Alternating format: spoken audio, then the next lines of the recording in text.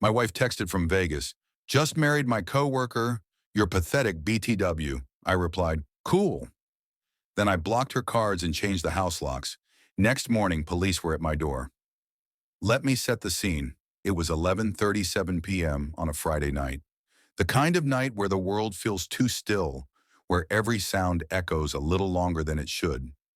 I was sitting in our living room, lights dimmed, half watching some mindless documentary, when my phone buzzed. At first, I didn't think much of it. Just another message from my wife, maybe a drunk text, since she was in Vegas for a work trip. But when I opened it, I felt my chest tighten in a way I'd never felt before. The text read, just married my coworker. You're pathetic, BTW. No emoji, no typo, just those words, cold, calculated, final. For a full minute, I didn't even move.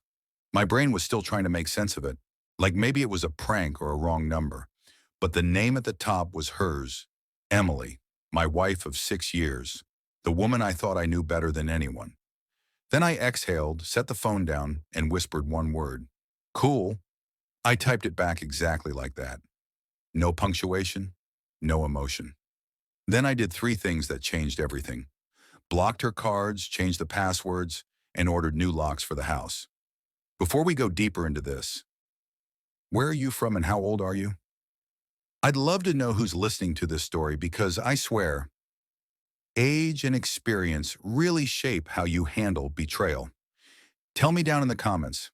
I'll be reading. Now back to the night that split my life in two. You see, Emily wasn't always like this. When I met her, she was quiet, thoughtful, almost shy. We bonded over late-night drives and shared playlists. I proposed under a thunderstorm. Yeah, cliché, I know. But it felt right at the time. She said yes with tears in her eyes. But somewhere between marriage and mortgages, she changed. Or maybe she just revealed who she truly was. The work trips started about a year ago. Long weekends, business dinners, hotel receipts that didn't add up. I confronted her once, gently, and she turned it into a guilt trip. Said I was controlling, paranoid, and insecure. So I let it go. Because love makes you believe the lies you wish were true. But this text, this wasn't a slip-up. This was a confession carved in stone. I didn't call her, didn't rage, didn't cry. I just sat there watching the digital clock turn to midnight. Somewhere in Vegas, she was probably laughing, thinking I'd be crushed, broken, crawling back for answers. She had no idea what kind of man she'd just woken up. By dawn, her accounts were frozen. Credit cards, gone. Joint savings transferred to my solo account. I called the locksmith before sunrise and had every lock changed by 8 a.m. sharp. I wasn't playing the heartbroken husband anymore. But then, just when I thought the worst was over, there was a knock on my door. Bang, bang, bang. 3 firm hits. I opened it, and there they were. 2 police officers standing on my porch. Sir, are you Daniel Reeves? One asked. Yes, I said slowly. Your wife filed a report. She claims you've locked her out of her own home and cut her off financially. I almost laughed. I actually did. A sharp, humorless sound that made one of the officers shift uncomfortably. She's in Vegas, I said. She texted me last night saying she married her coworker. You can check the message yourself. The older cop glanced at his partner. Mind if we see the text? I handed them my phone, open on the message. They both leaned in, reading quietly. When they looked back up, their tone changed. Sir, we'll need to file this under a domestic dispute, one said. But I think she's the one who's going to have a problem, not you. They asked a few more questions, wrote something down, and left. As their car disappeared down the street, I stood in the doorway, not relieved, not angry, just empty. Because here's the thing no one tells you.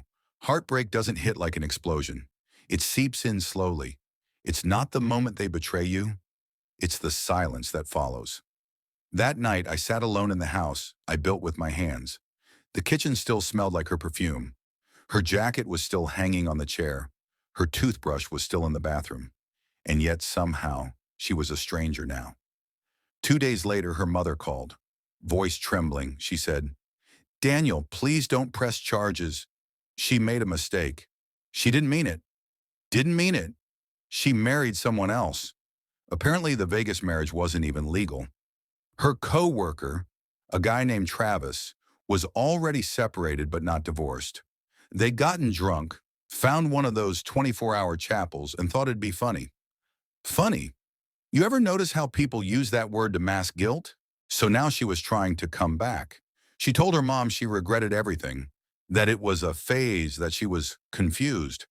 Confused is forgetting your keys, not marrying another man. I didn't respond to her calls, her emails, or the 10-page apology letter she mailed me a week later. Because forgiveness isn't weakness, but it isn't obligation either. Instead, I started rebuilding. Not just the locks or the bank accounts, but myself. I went back to the gym, started cooking for one, bought new furniture. Hell, I even repainted the living room. Every trace of her gone. And in that process, I realized something powerful. She didn't destroy me. She freed me.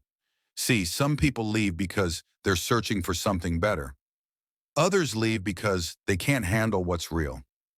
Emily was the second kind. She didn't want love, she wanted attention, and attention runs out faster than loyalty ever will. Fast forward 3 months, I was having coffee one morning when a text popped up from an unknown number. "I miss you. Can we talk?" I knew it was her. I didn't even need to check. So I replied, same as before, "Cool." Then I deleted the number and kept sipping my coffee. Because some stories don't need closure. Some endings don't need explanation.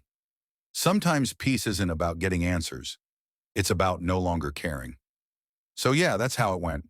My wife went to Vegas, married her coworker, called me pathetic, and ended up alone with a hangover and a lawsuit. And me, I learned that silence is the loudest revenge. Now let me ask you something. If your partner did what mine did, married someone else while still being married to you, would you take them back if they begged for forgiveness? Be honest.